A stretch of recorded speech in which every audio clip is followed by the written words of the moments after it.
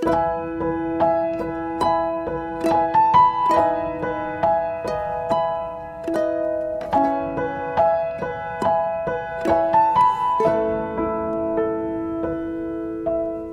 mengucap syukur Bapa, kami percaya hadirat-Mu ada di tempat kami masing-masing, dan Roh-Mu menyatukan kami semua malam hari ini. Bapa, biarlah nasihat firman-Mu akan menjadi kekuatan bagi kami, setiap kami yang sedang di dalam proses, setiap kami yang sedang di dalam ujian. Kami boleh menerima kekuatan di dalam kebenaran firman-Mu. Mampukan kami semua Tuhan, sehingga kami pada akhirnya akan menjadi orang-orang yang menang sampai pada garis akhir. Kami serahkan waktu ini Tuhan, untuk Engkau boleh berbicara, menyampaikan hati-Mu, sebagian kecil daripada kebenaran firman-Mu, sehingga menjadi rema bagi kami. Hamba kembalikan segala kemuliaan, hormat, dan pujian, hanya buat Tuhan Yesus sampai selama-lamanya. Haleluya. Amin. Puji Tuhan. Shalom Bapak Ibu, apa kabar semuanya? Wah, luar biasa kabar semua teman-teman ya. Dari teman-teman Victory yang dahsyat. Saya berdoa semuanya baik-baik ya. Saya berdoa semuanya tetap tegar, tetap sabar, tetap penuh sukacita di dalam Tuhan. Malam ini ayat emas kita akan diambil dari Roma pasal yang ke-12.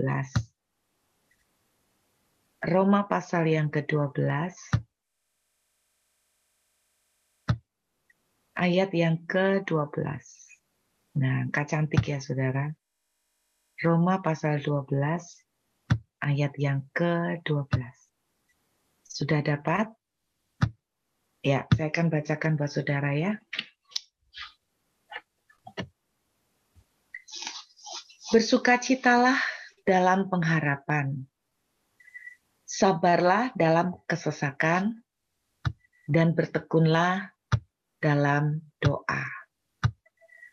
Nah, saudara, ada 3 penggalan kalimat, ada 3 bagian yang dituliskan dalam Roma pasal 12 ayat 12 ini, yaitu bersukacitalah dalam pengharapan, bersabarlah dalam kesesakan, bertekunlah dalam doa.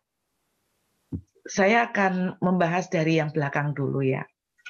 Saya nggak akan panjang di dalam ayat-ayat ini untuk membahas satu-satu, enggak. Tapi saya akan mundur dari belakang. Bertekunlah dalam doa. Waktu saya membaca ayat ini, saudara, saya pikir ayat ini nih, orang gimana suruh bersukacita, suruh sabar dalam kesesakan, suruh bertekun dalam doa. Nah, kalau saya lihat mundur dari belakang, bertekunlah dalam doa, maka muncul satu pertanyaan gini, gimana suruh tekun dalam doa? Wong orang lagi mah sumpek, ya kan? Gimana orang suruh tekun dalam doa?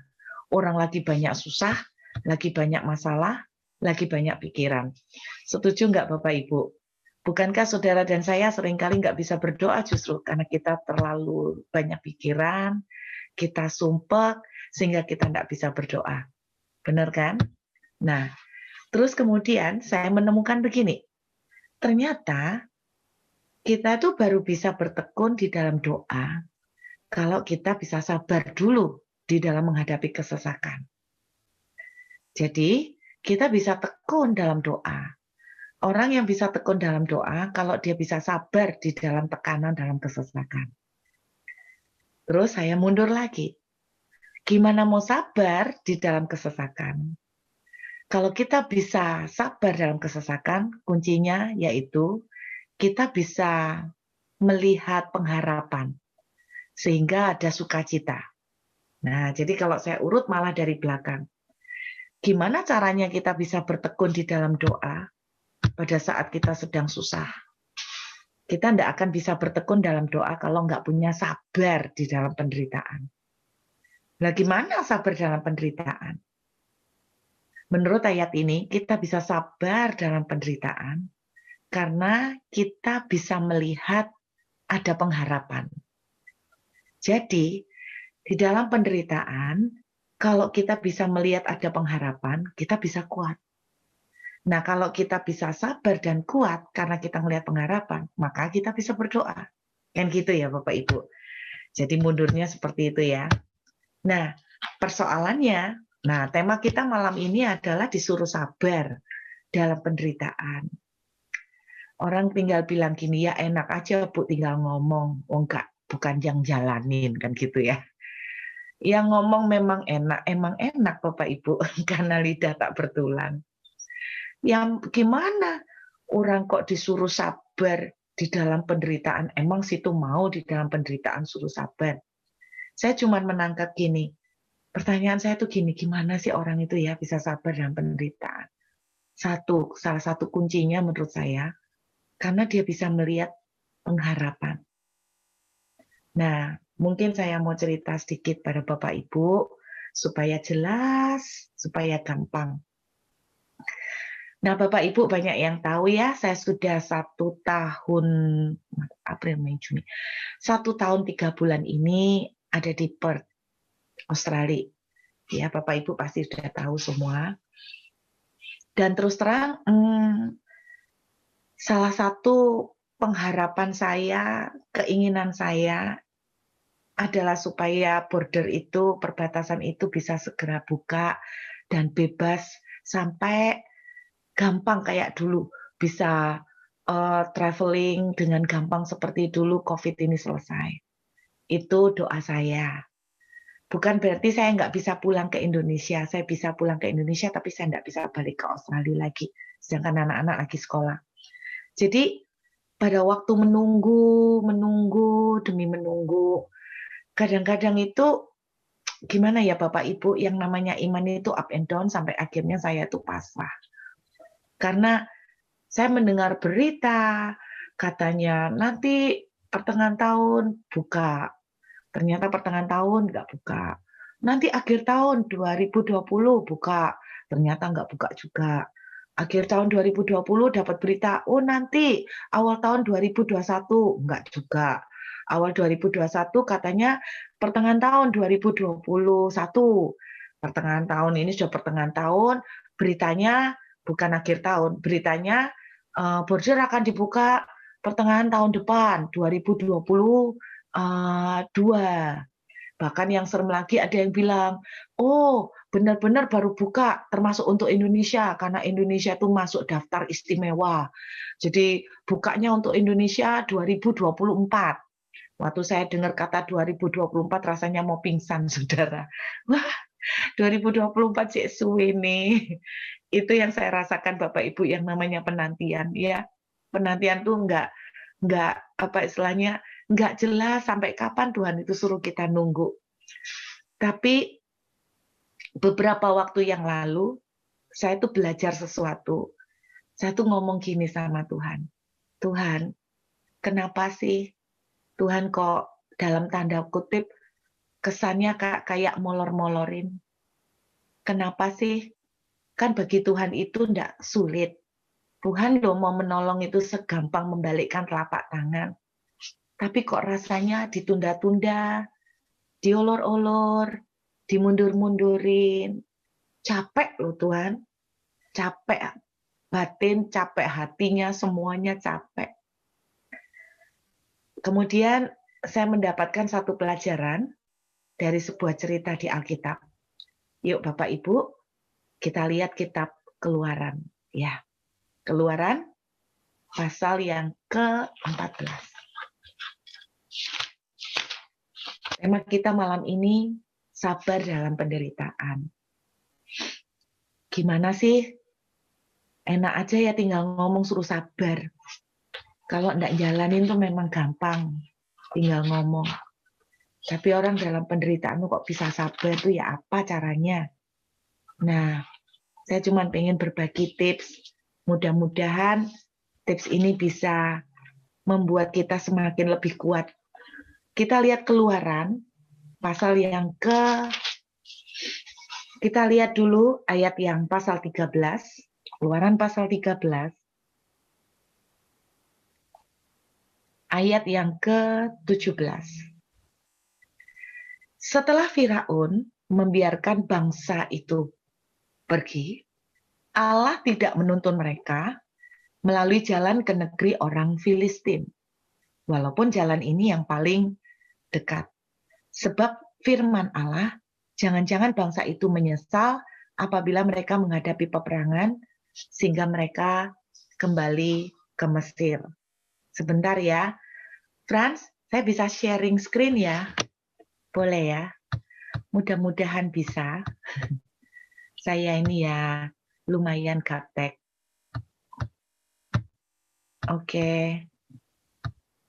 Bapak Ibu bisa lihat nggak? Bisa ya? Muncul ya, Fran? Sip. Lihat peta yang di tengah ini ya, Bapak Ibu. Ini tanda panah, tanda tangan saya, tanda kursornya kelihatan ya, Fran? Oke.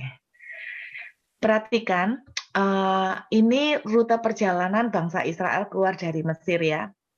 Bangsa Israel kan tinggal di daerah yang namanya Goshen, ya, di daerah sini. Oke, Goshen. Kemudian mereka jalan menuju ke Sukot. Nah, ini Sukot, ya, Sukot. Oke. Setelah mereka jalan dari Sukot, jadi ini waktu ceritanya lari dari Firaun, mereka keluar melewati Sukot. Kemudian terus jalan mengikuti garis panah ini, mereka sampai ke daerah yang namanya Etam. Oke ya, mereka sampai ke daerah yang namanya Etam. Kita lihat ayat 20. Oke, saya tetap biarkan ini ya screen-nya ya. Anda lihat Keluaran 13 ayat 20. Demikianlah mereka berangkat dari Sukot tadi ya, dan berkemah di Etam, di tepi padang gurun. Kenapa dibilang di tepi padang gurun?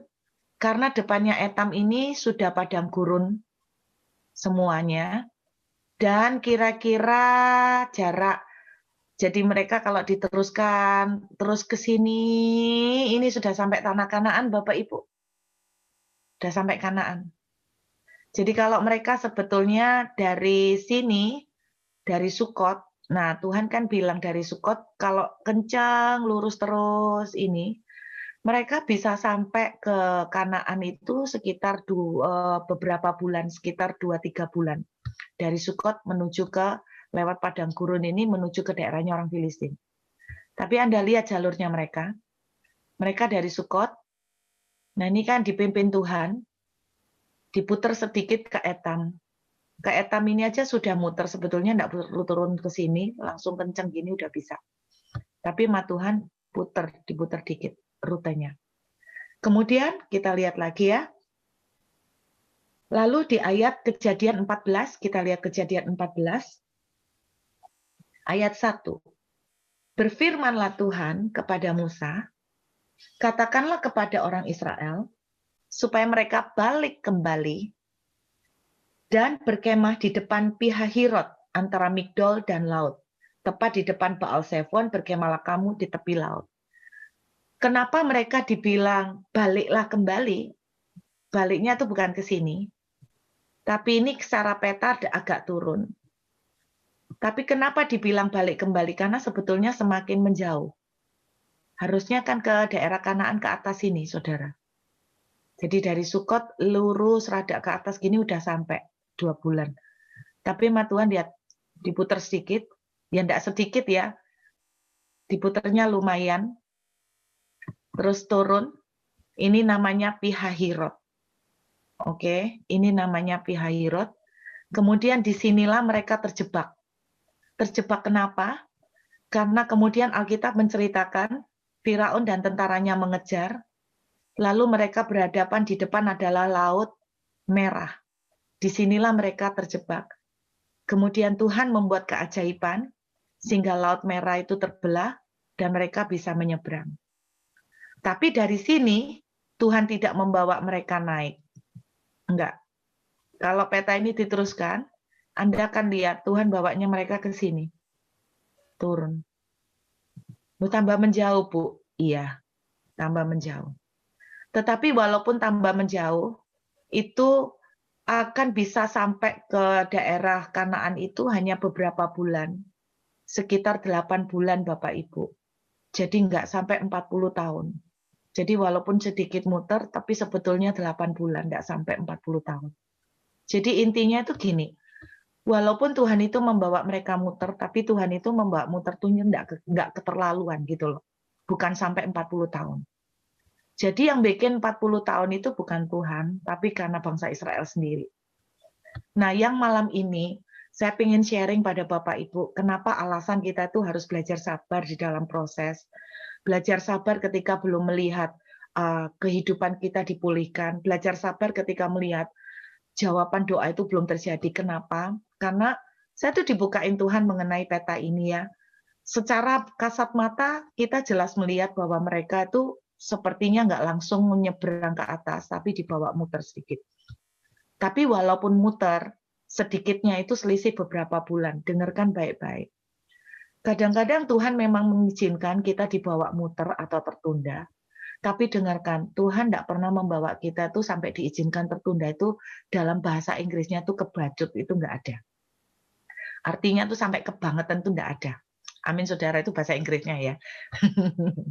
Jadi Tuhan kalau membawa kita sampai istilahnya gini, doa kita tidak dijawab, proses kita belum selesai-selesai, sebetulnya tidak pernah sampai Tuhan itu keterlaluan sengaja dibikin 40 tahun. Enggak. Yang membuat 40 tahun terjadi karena kesalahan bangsa Israel sendiri. Dengerin dulu Bapak Ibu ya. Jadi saya berharap dari sini kita bisa melihat kenapa kita itu harus belajar sabar. Oke ya, jadi Tuhan intinya membawa mereka mutar. Oke, sekarang sudah stop share ya. Nah, saya kembali, saya mau tunjukkan alasan kenapa Tuhan itu bawa mereka muter, atau tertunda, atau delay. Nah, ini supaya kita itu bisa belajar sabar di dalam kita menghadapi proses atau doa yang belum dijawab. Alasan pertama, kita lihat yuk. Alasan pertama, Keluaran pasal 13, ayat yang ke-17 tadi, saudara. Perhatikan. Kenapa Tuhan bawa mereka muter? Oke ya. Keluaran 13 ayat 17. Kalimat yang terakhir ya. Sebab firman Allah, jangan-jangan bangsa itu menyesal apabila mereka menghadapi peperangan. Sehingga mereka itu kembali ke Mesir. Nah, Alkitab dengan jelas, salah satu alasan yang jelas disebutkan oleh firman Tuhan, kenapa Tuhan itu bawa mereka muter, karena mereka itu punya mental. Kata Tuhan, jangan-jangan mereka itu nyesel. Jadi mentalnya belum siap. Kenapa? Seperti tadi saya tunjukkan pada saudara di peta, harusnya dari Sukot mereka jalan terus lurus aja, mereka sampai ke Kanaan sekitar 2 bulanan dari Sukot. Tapi kenapa nggak dibawa Tuhan lurus? Karena ketika mereka lurus, maka tantangan yang akan dihadapin pada waktu lurus itu daerah itu padang gurun namanya The Wall. The Wall itu artinya tembok. Apa yang ada di situ? Itu banyak benteng-benteng, baik bentengnya orang Mesir, dan benteng-bentengnya juga orang Filistin. Jadi mereka pasti akan menghadapi banyak pertempuran. Nah, Tuhan bilang begini, kalau mereka tak paksa bawa mereka ke jalan kompas, mereka ini kan udah 400 tahun di dalam perbudakan Bapak Ibu. Jadi mereka itu secara mental belum terlatih dan belum siap untuk perang. Mereka itu udah capek selama 400 tahun tuh, mental mereka tuh mentalnya belum siap untuk peperangan. Saudara, salah satu mentor saya ngomong gini, untuk mengeluarkan orang Israel keluar dari Mesir itu jauh lebih gampang daripada mengeluarkan Mesir yang ada di dalam diri orang Israel. Saya ulangin. Untuk mengeluarkan orang Israel keluar dari Mesir itu jauh lebih gampang daripada mengeluarkan Mesir yang tinggal di dalam bangsa Israel. Maksudnya gimana? Mengeluarkan orang Israel secara fisik keluar dari Mesir buat Tuhan itu gampang. Tapi 400 tahun mereka tinggal di Mesir sebagai budak, mental mereka sudah mental budak. Jadi menurut Tuhan, mental mereka ini loh yang susah untuk merubahnya. Nah, saudara harus tahu, bahwa bagi Tuhan untuk menjawab doa, untuk memberkati kita itu gampang pol. Tapi kenapa kadang-kadang kita itu seperti diizinkan Tuhan tertunda? Karena sebetulnya ada satu yang lebih dipentingkan Tuhan. Kesiapan mental kita semuanya. Yang dimaksud Tuhan mental itu bukan mental saudara doang, tapi termasuk satu keluarga. Entah itu suami, entah itu istri, entah itu anak-anak. Urusannya tuh Tuhan itu nggak pernah punya planning itu sangat sangat sempit cuma satu orang. Tapi urusannya itu melibatkan semua orang. Misalnya nih, saudara doa, minta berkat atau pemulihan keuangan. Nah, yang dipikirkan Tuhan itu kalau memberkati keuangan itu mah gampang. Tapi yang dipikirkan Tuhan kesiapannya saudara, belum nanti kesiapan keluarga saudara, nanti jangan-jangan terlalu banyak berkat, saudara juga tambah berantakan. Jadi intinya, kenapa kadang-kadang Tuhan mengizinkan penundaan? Karena salah satu alasan, karena kitanya yang belum siap. Kitanya yang tidak siap. Ya saudara, saya cuma mikir gini ya, sederhana sih, kenapa kok border tuh tidak dibuka-buka ya sama Tuhan, mau pulang Indonesia ya gampang toh. Mau pulang Indonesia gampang. Iya betul, gampang pulang Indonesia. Tapi mungkin saya ini tidak tahu Bapak Ibu ya. Mungkin saya ini tipe yang orang yang tidak tahan di rumah. Saya ini tipe yang gampang keluyuran. Jadi saya yakin kalau saya di Indonesia, karena saya ini suka keluyurannya tidak tahan, pasti saya orang yang paling cepat kena COVID duluan. Saya nggak tahu, itu mungkin salah satu contoh simpel aja. Jadi intinya Tuhan itu sengaja menunda bangsa Israel itu untuk muter, karena Tuhan tahu mental mereka tuh tidak siap. Nanti mereka tuh tambah murtad, uang mereka nggak dilewatkan langsung aja sudah bolak-balik mau murtad, apalagi mereka langsung harus menghadapi peperangan. Mereka lebih tidak tahan. Saya kasih contoh Bapak Ibu. Kadang-kadang itu kita merasa siap, tapi Tuhan itu yang paling tahu hati kita, saudara ya. Saudara, saya mungkin pernah cerita, saudara mungkin ada yang pernah dengar, saya pernah cerita lama sekali di Radio Batra Yuda. Saya ini pernah nguayal Bapak Ibu, saking apa ya, saya ini bukan orang kaya, jadi saya kadang-kadang capek gitu ya kalau soal keuangan. Kadang-kadang tuh saya pernah ngomong gini, Tuhan aku inilah anakmu sih. Aku nih mbok ya dikasih itu ojo di incret-incret, kalau ngasih itu ojo titik-titik gitu loh. Langsung ya wakeh gitu loh Tuhan. Sehingga aku tuh bisa memberkati banyak orang. Saya pernah jujur secara pribadi doa secara khusus sampai doa puasa loh Bapak Ibu. Saya tuh minta sama Tuhan duit 1 triliun. Maaf ya jangan kaget, namanya orang putus asa kepingin dapat duit banyak, jadi aku bilang, aku nih mbok ya dikasih duit 1 triliun apa Tuhan gitu loh. Boleh ndak Tuhan, boleh ndak? Itu doa saya. Saya tuh ndak tahu 1 triliun tuh noleh piro toh? Juta itu noleh 6. Piro? Wow, Fran su apal berarti Fran pernah minta 1 triliun. Nah, 1 triliun. Haleluya. Minta 1 triliun. Wah, Bapak Ibu, tahu ndak paling suweneng tuh lek nguayal ya. Saya tuh lek pas bayangno 1 triliun, ya aku lek entuk duit 1 triliun tak ge apa ya. Menyenangkan sekali. Seperti lupa dengan utang-utang dan penderitaan hidup kalau bayangno uang 1 triliun. Terus habis itu saya pas bayangkan uang 1 triliun, saya tuh ngomong gitu sama Tuhan, doa, besok paginya aku dikasih mimpi. Saya bukan karunia mimpi, tapi saya tahu kalau pas ada mimpi itu dari Tuhan. Dalam mimpi saya tuh sedang menyalakan sebuah roket. Nah, itu mimpi saya, nyalakan roket. Shuh. Wah, keren roketnya, gede. Saya nyalakan. Tak nyalakan, nyala. Shuh.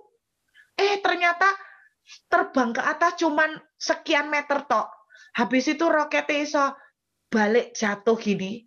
Habis itu jatuhnya kemana saudara? Jatuh menimpa atap rumah saya langsung boom, rumahnya hancur. Saya tahu itu mimpi dari Tuhan. Bangun tidur saya langsung ngomong gini, Tuhan, kamu ngasih saya mimpi itu bicara soal 1 triliun ya. Saudara tahu artinya kan? Saya nyalakan roket, roketnya jatuh, menimpa rumah, rumahnya hancur, berarti saya belum siap, kan gitu toh. Terus saya bilang gini, Tuhan, maksudnya Tuhan itu aku belum siap tah dapat berkat 1 triliun. Siap-siap Tuhan, percayalah, aku tuh siap. Aku janji tidak akan murtad, janji, wis janji, tidak akan murtad aku Tuhan. Pokoknya aku akan makin cinta Tuhan. Wis, pokoknya aku dikasih 1 triliun, aku makin cinta Tuhan, makin makin getol pelayanannya wis lah, tidak akan murtad, tidak akan hura-hura terus seneng-seneng keduniawian. Tuhan bilang begini, kamu belum siap diberkati 1 triliun. Siap-siap Tuhan, kok enggak percaya sih lah aku siap? Kamu enggak siap, nak. Siap Tuhan. Tuhan rupanya enggak mau engkel-engkelan. Enggak lama setelah itu, saya tuh ngomong sama suami saya pas di mobil, ngobrol. Koko, kamu lek dikasih Tuhan duit 1 triliun, yuk coba ko. Coba bayang no.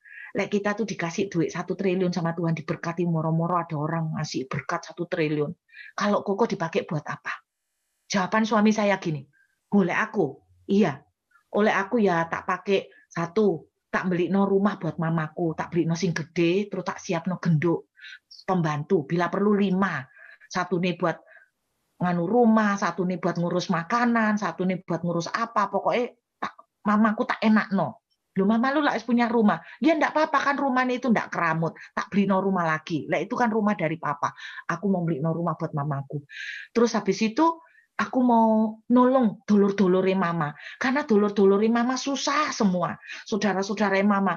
Iiku, adik mama sing nomor ini susah non. Jadi aku tuh mau nolong, mau tak beli no rumah, tak bikin no kerjaan. Dia kan bisa potong rambut, tak bikinkan salon. Terus anak 5 itu susah semua, tak sekolah no. Terus yang besar tak bikin no bengkel. Dia seneng kerja apa tak bikin no usaha. Terus adik mamaku sing iknga, jadi ada ikle, iknga, ikde. Wakde, waknga, aku gak ngerti apa wakde, waknga, ikle, wakeh bapak ibu, wakeh 11 oh.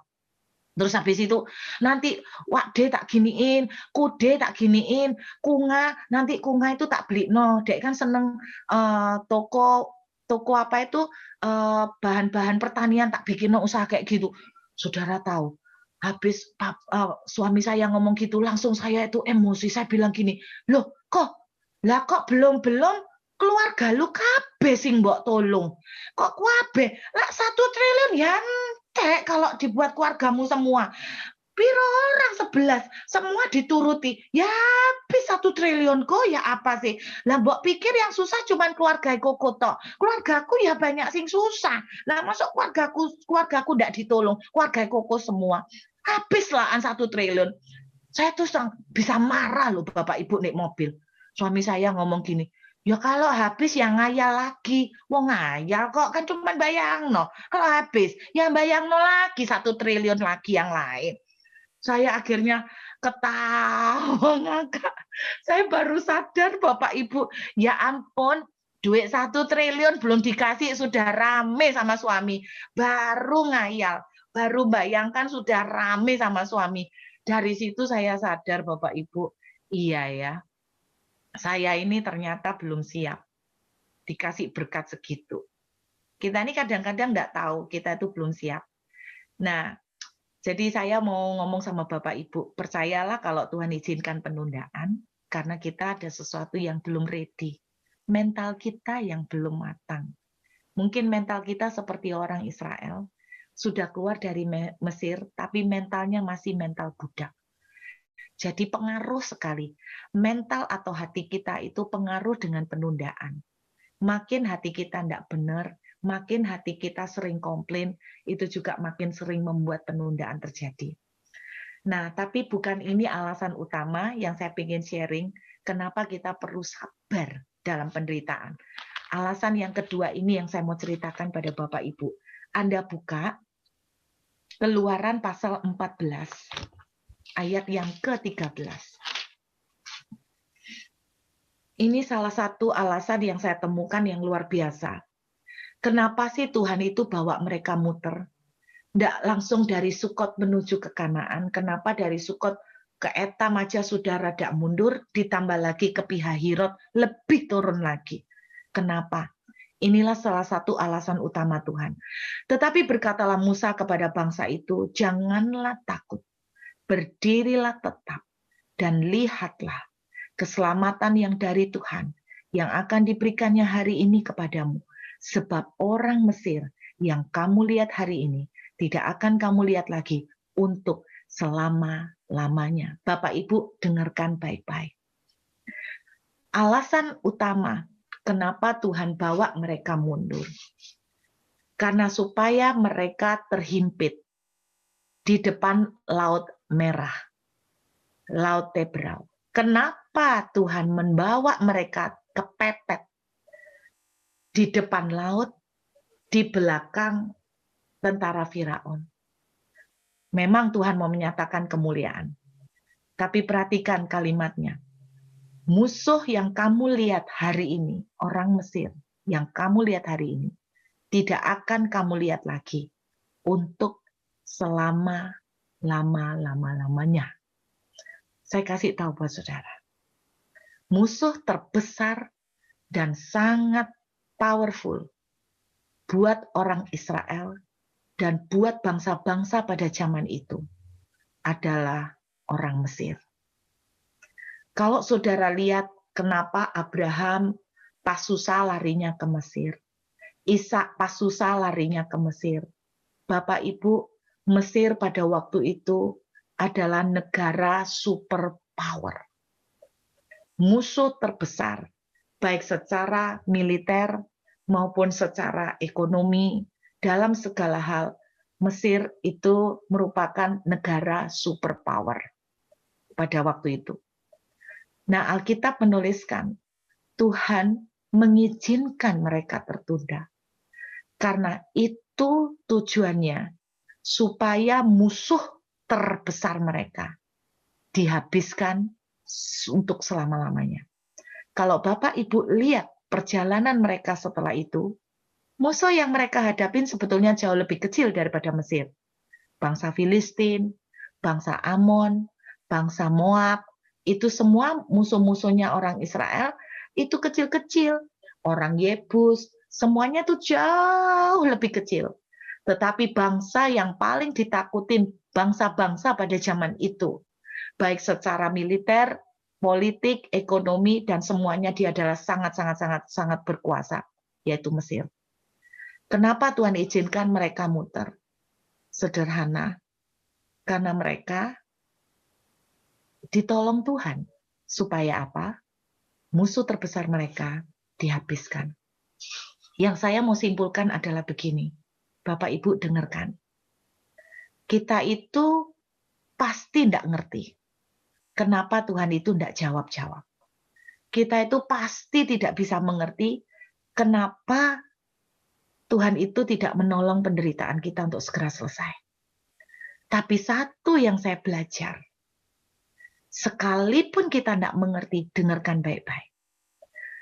Termasuk penundaan, termasuk proses yang Tuhan izinkan terjadi. Ada maksud yang sangat bagus yang Tuhan siapkan buat kita. Saya ulangin. Pasti ada maksud Tuhan yang sangat bagus buat kita. Pasti. Kalau saudara tanya saya sekarang, apa Bu maksudnya? Wong suami saya belum dipulihkan. Maksudnya apa bagusnya? Kalau Anda tanya saya, sekarang saya nggak tahu. Karena otak saya nggak mampu mengatasi. Kalau saudara tanya, apa maksudnya COVID? Bagusnya di mana? Saya nggak tahu bagusnya di mana. Sampai beberapa minggu yang lalu, saya menemukan sebuah berita yang sangat mengagumkan. Tahukah Bapak Ibu, kenapa sekarang kita ini kayak batu atau tretes, itu tidak sedingin zaman dulu? Anda tahu kenapa enggak? Tahu ya? Saudara dan saya pakai istilah global warming, betul? Anda tahu penyebabnya? Karena lubang ozon di atas permukaan bumi tambah lama, tambah gede, betul enggak? Tambah lama, tambah besar. Iya. Dan Anda tahu apa akibatnya kalau lubang ozon tambah gede? Pada satu titik tertentu akan mempengaruhi seluruh es di kutub utara akan mencair. Betul nggak? mencair, ya kan? Nah, kemudian kalau sudah mencair, apa yang terjadi? Akan terjadi perubahan cuaca banyak ekstrim, akan terjadi gempa bumi, akan terjadi banyak malapetaka, dan akan terjadi banyak kematian. Bapak Ibu pernah dengar nggak bahwa dunia memperhitungkan, memprediksi bahwa pada tahun 2040, nanti, saudara dengerin, pada tahun 2040 nanti akan terjadi kutub utara akan meleleh. Dan itu artinya seluruh dunia akan terkena imbasnya, bencana alam dan kematian massal. Dan ketika saya mendengar itu, saya sempat serem, ngeri. Saya membayangkan apakah kita masih sempat melihat cucu-cucu kita sampai merit, apakah keadaan di bumi akan hancur lebih cepat dari yang kita pikirkan. Jadi gara-gara kutub utara ini, lubang ozon ini besar, terbuka, tambah lebar, gede, diperkirakan oleh para ahli tahun 2040 akan kita mengalami pencairan es di kutub utara. Dan itu akan membawa banyak kehancuran di belahan bumi. Dan Anda jangan pikir cuma banjir, gempa bumi, no.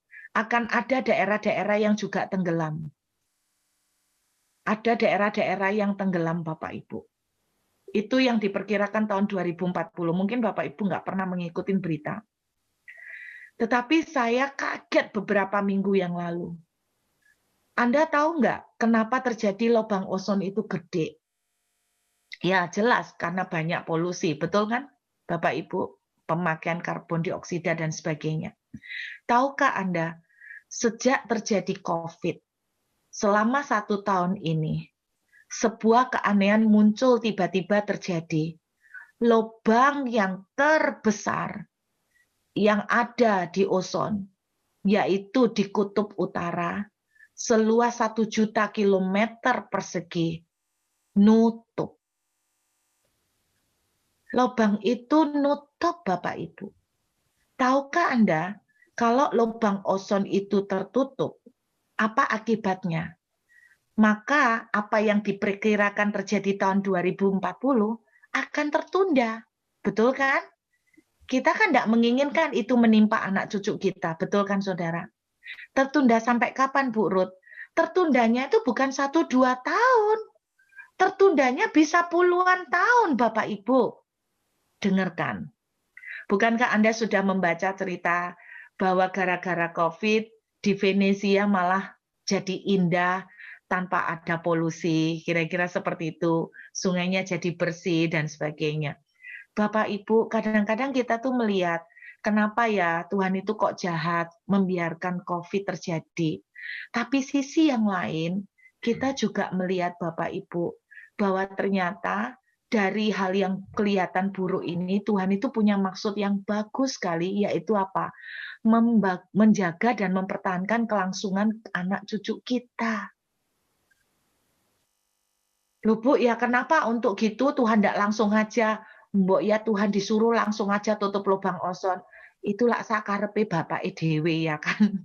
Tapi intinya itu gini loh. Akibat dari COVID ini apa? Ya satu, kita kena COVID.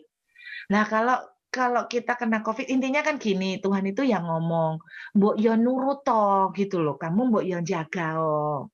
Bapak Ibu, beberapa waktu yang lalu, oh, Frans yang pas WL. Frans tahu ya, Frans? Yang ada orang minta didoakan, dia kena sakit kan, Frans? Kena sakit tapi dia belum swab, tapi dia cerita gejalanya kok mirip dengan COVID gitu loh, Fran. Yang ada satu bapak dia ngomong, Bu tolong didoakan supaya saya nggak kena COVID, karena gejalanya dia itu nggak bisa mencium bau-bauan. Terus ada orang yang nyeletuk, "Ya itu Covid, Pak," katanya gitu. Ada orang yang langsung nyeletuk. Saya tuh dalam hati jujur, dalam hati itu mikir gini loh, "Kamu kenapa ndak berusaha untuk nurut, nggak berusaha untuk jaga? Kalau memang nggak boleh keluyuran, ya ajak nemen-nemen keluyuran nih," gitu loh. Ya mbok pakai masker. Dulu awal-awal di Perth itu Bapak Ibu, kita disuruh pakai masker dan sarung tangan. Jadi awal-awal kita tuh pakai masker dan sarung tangan semua. Jadi kita kemana itu pakai masker dan sarung tangan. Dan dulu awal-awal di tahun lalu dari satu rumah yang boleh belanja cuma satu orang. Jadi di satu mobil itu nggak boleh kelihatan berlima gitu, nggak boleh. Cuman boleh satu orang. Kalau sampai kelihatan lebih dari satu orang, kita kalau kena dendanya itu bisa sampai 500 juta Bapak Ibu. Jadi makanya orang sini nurut. Orang sini nurut karena dendanya maha dahsyat Bapak Ibu. Jadi yang saya maksud itu gini, intinya Tuhan itu ngomong gini loh, kamu tuh kalau soal Covid, kamu tuh kan bisa survive, kamu masih bisa jaga diri. Tapi bagaimana dengan kerjaan? Saya percaya dengan kerjaan pun Tuhan masih bisa, istilahnya kamu masih bisa survive gitu loh. Intinya sederhana, kenapa Tuhan izinkan kita tuh mengalami penundaan dan tidak dijawab, pasti ada maksud bagus yang kita belum mengerti. Dan karena alasan inilah, saudara dan saya perlu belajar sabar di dalam proses. Saudara dan saya perlu belajar sabar di dalam penderitaan. Amin. Karena engkau tuh enggak ngerti penderitaan yang terjadi kepada kita sekarang ini maksudnya apa gitu loh. Kita tuh enggak ngerti. Tapi percayalah, Tuhan itu bilang begini loh, enggak ada yang kebetulan.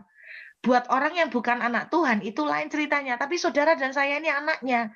Jadi sekalipun doa kita belum dijawab, suami kita belum dipulihkan, anak-anak kita belum ditolong, pekerjaan kita belum ditolong, dengarkan baik-baik. Pasti tetap ada maksud baik di balik semuanya yang walaupun kita belum mengerti, pasti ada maksud baik.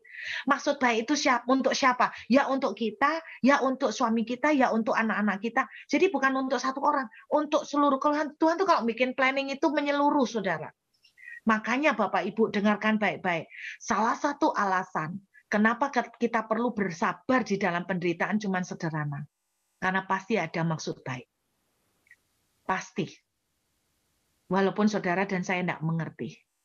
Amin Bapak Ibu.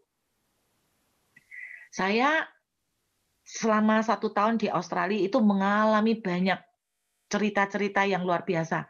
Bapak Ibu sudah pernah tahu, saya pernah diusir dari rumah yang saya ditempatin.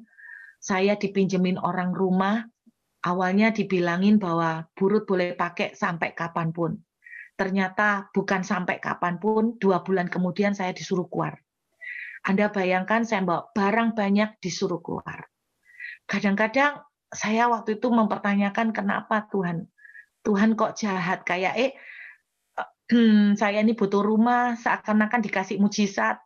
Yalah kok 2 bulan tok, cegek bahasanya itu PHP. Bapak Ibu pernah enggak ngerasakan seperti itu? Berdoa minta sesuatu terus kayak kok dijawab, baru ngicipin sediluk tok kok ditutup lagi. Itu yang saya rasakan Bapak Ibu. Saya kecewa, saya sempat kecewa, tapi tiba-tiba Roh Kudus tuh kayak ngingetkan, kamu jangan kecewa karena kalau kamu bereaksi salah, kamu akan menghalangi berkat Tuhan. Saya ingat orang Israel ini. Kalau mereka bereaksi salah, mereka akan 40 tahun di padang gurun. Saya tidak mau bereaksi salah, saya bilang begini, Tuhan, walaupun saya tidak ngerti kenapa saya kok diizinkan diusir, kalau memang saya diusir, kenapa Tuhan itu kok memberikan tawaran rumah yang 2 bulan tok. Saya tidak mengerti kenapa ini terjadi, tapi saya percaya semuanya pasti ada maksud baik. Ternyata Bapak Ibu, saya itu diizinkan menempati rumah cuma 2 bulan tok. Kenapa? Karena rumah baru yang dipersiapkan Tuhan, yang saya tempatin sekarang, ini rumahnya orangnya ada di New Zealand, dan orangnya enggak pakai rumah ini, baru grace, dia beli ketika tanah, dan ketika dia baru beli, dia pindah ke New Zealand, jadi dia bangun rumah ini tidak pernah lihat rumahnya seperti apa. Rumah saya diusir tanggal 28 November. Saya masih ingat saya diusir tanggal 28 November. 6 November yang punya rumah baru ini terima kunci 6 November. Kuncinya dititipkan teman 6 November. Selama 3 minggu dia berdoa minta Tuhan kirim siapa yang akan menempati rumahnya. Saya baru mengerti sekarang kenapa Tuhan cuma izinkan saya tinggal 2 bulan. Persis tidak lama kemudian 28 November saya diusir, 29 November saya menempatin rumah baru, Grace. Bapak Ibu, kalau lihat rumah yang saya tempatin, anak-anak saya sampai komentar begini, kayak hotel ya mah kita tinggalnya. Gimana enggak kayak hotel Bapak Ibu? Di rumah ini ada jacuzzi. Di rumah ini ada jacuzzinya Bapak Ibu. Terus kemudian Bapak Ibu tahu yang punya rumah itu amazing. Kami tidak diizinkan membayar listrik, kami tidak diizinkan bayar air, kami tidak diizinkan bayar apa-apa. Kami tidak usah bayar uang sewa. Dan saudara yang luar biasa, mereka menyediakan semua perlengkapan. Sofa dibelikan sofa yang bagus, yang kayak untuk pijet. Terus kemudian kulkas dibelikan kulkas yang paling pinter. Kenapa saya bilang kulkas paling pinter? Karena saya tidak tahu di Indonesia sudah ada apa enggak. Di kulkas itu kita bisa lihat film. Di kulkas itu kita bisa lihat YouTube, Bapak Ibu.